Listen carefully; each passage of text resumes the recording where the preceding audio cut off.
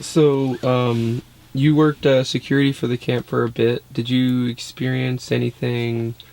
I don't know, like any of the kind of shenanigans that go around camp, where people maybe observing us from the surrounding areas, or people who are seem suspicious, like they maybe infiltrated camp from outside or anything like Yeah, I that? ran across a few shifty characters and tried to come in through the front gate. Then there's a few of them that were, out on the perimeter. I used to do perimeter runs and then just, go out in the dark, during the summertime, and it was nice enough out, we'd go out on the perimeter of the camp, and just scout around, seeing if there's any, hoo-ha going on out there.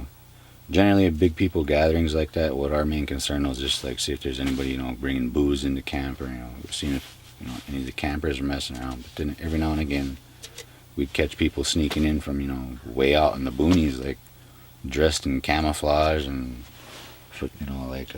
at first it was journalists, like journalists from Bismarck, they were sneaking in trying to catch like photos of the camp and like seeing if what we were up to or if we were doing anything bad. I think, and, just trying to blast us through the media at first. I think was what they were trying to do. But caught some people sneaking in and they were leaving like audio devices laying around, listening cameras and stuff. We were catching people out there, and that's when the game really kind of heated up. I think people start flooding in. There's a few times when I was out on an ATV. Went out maybe about 2 miles west of the camp. I was out there just poking around, seeing what was out there, if they were working in the middle of the night. Here all of a sudden I get chased out of the hills by a couple more ATVs, and I had mine, so I blazed it back to camp and made it back. Told the other security boys that a few of them I had trusted what was going on and stuff, so they went out with me and checked it as well, and there's tracks. And things just started getting out of control. So the guy that owns the land west of camp, that's a Farmer Perkins, right? I think so, yeah.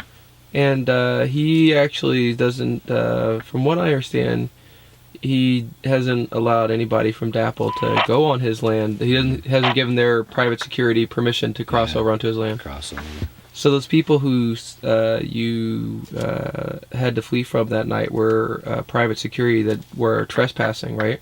I would assume so, yeah, because who else would be out there, unless it was him, I doubt it, but he said he was cool with us being out there, but he just didn't want private security out there. But I don't understand, who would chase me back to camp, couldn't pinpoint it on anybody else but them, That's what I was out there looking for, so I was just kind of, baited myself to see what was, if anything really was going on out in the dark, kind of confirmed it that night there for me when somebody chased me back to camp. That's when I really started getting involved more with the actions, went out and started, confronting myself Does about anybody it. have an inch and 7/8 ball Putting head myself or out dry there, ball? letting them know that I know what was going on, Mm-hmm. All of a sudden it was like I got targeted, like on October 27th, that's the day when I got arrested. Happened to be riding horse that day, and Horse Nation, they wanted to go An inch and 7/8, get the buffalo, on trash and wood. like North Camp that day. It just so happened that we were being overtook somehow. Hold on, what's that?